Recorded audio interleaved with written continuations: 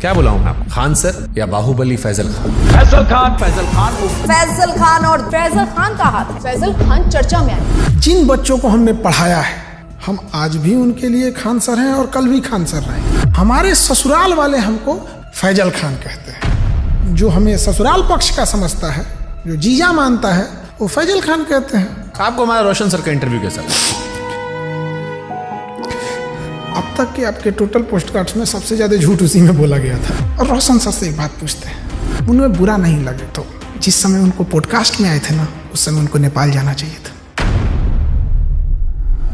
रोशन आनंद sir के podcast में जिस चीज ने पूरे देश के दिल को झकझोरा था, वो चीज थी जब उन्होंने कहा कि अगर खान सर ने झूठ नहीं बोला होता, 8-10 राउंड तो हम देखे हैं यहाँ पे, तो एफआईआर नहीं होता, एफआईआर नहीं होता तो मेरा भाई नेपाल नहीं जाता, नेपाल ही आता तो मेरा भाई जिंदा होता। सब कुछ छीन लिया गया खान सर के एक झूठ से। 2 जून को कि ये स्टेटमेंट नहीं देते कि गोली चला है तो हमारा भाई पटना में ही रहता। क्या हम इतने बेवकूफ हैं जो नेशनल चैनल पे आके गोली नहीं चली रहेगी हम बोलेंगे चला है? सिंपैथी होती है कोई चीज जब कोई जेल चला जाता है या कोई दुर्भाग्यपूर्ण घटना हो जाती है। तो आप भी कह रहे हो प्रिंस की मौत के लिए आप जिम्मेदार नहीं हैं? आप बताइए कैसे जिम्मेदार? हम इस घटना का दोषी फैजल खान को मानते हैं सर। क्या हम नेपाल भेजे थे? क्या हम कहे थे कि किडनैप करके लाओ? हम बोले थे कि नेपाल की शराब लाओ? हम बोले थे कि पिस्टल कमर में लेके घूमो?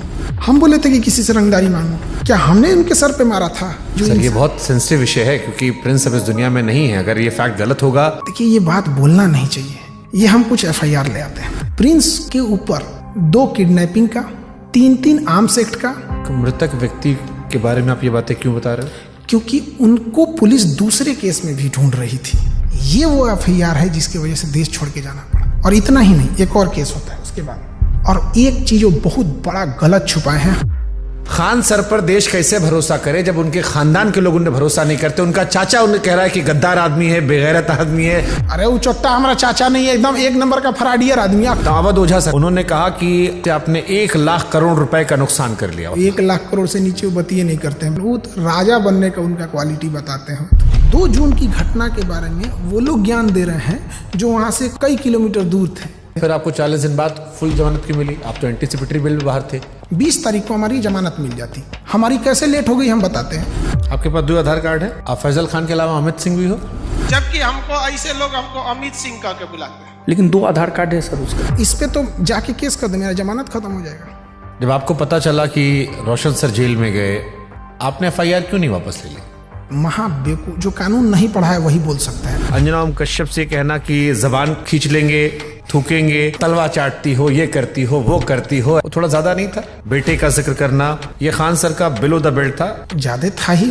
उसने भी उधर से बोला था 2 कौड़ी का, लेकिन उनका चैनल ने मेरा घर दिखा दिया। मतलब आपकी प्राइवेसी।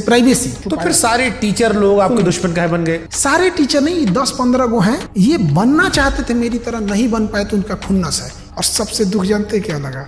लोग प्रिंस के लाश के सामने बैठ के उसके गांव में ना ये गिनवा रहे थे कि खान सर का फीस महंगा है कि सस्ता है। अरे हरामियों, कोई लाश पड़ी है न्याय के लिए। सालो तुम लोग टीचर हो। एक थ्योरी आई थी कि आपको शायद ट्रैप करने के लिए पुलिस या किसी ने तो खबर भिजवाया गया ना कि आपकी माँ जो है वो आखिरी सांस ले रही है, बात कर लीजिए। आजाद भारत में पहली बार किसी इंसान को गिरफ्तार करने के लिए इतना जी जान लगाया गया था। चाहे मीडिया हो, टीचर हो, प्रशासन हो। आप रक्षाबंधन मनाते हैं, त्रिपुंड लगाते हैं, लेकिन ईद नहीं मनाते उस तरह से। और ये सब मार्केटिंग पीआर का हिस्सा होता है। मेरे जीवन में बस एक ही कमी है कि मेरी बहन नहीं है। तो हम शुरू जब किए थे तो 5 ही राखी होती थी। 1000 राखियां एक दिन में हुई है। एक सवाल आया, खान सर गरीबी बेचते हैं तो अमीरी बेचे।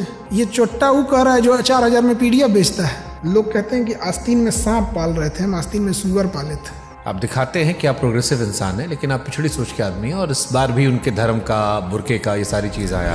हमको ये नहीं समझ में आता, हमारी मेहरारू को देखने को एकनी को कौन ची चूल मचल रहा था।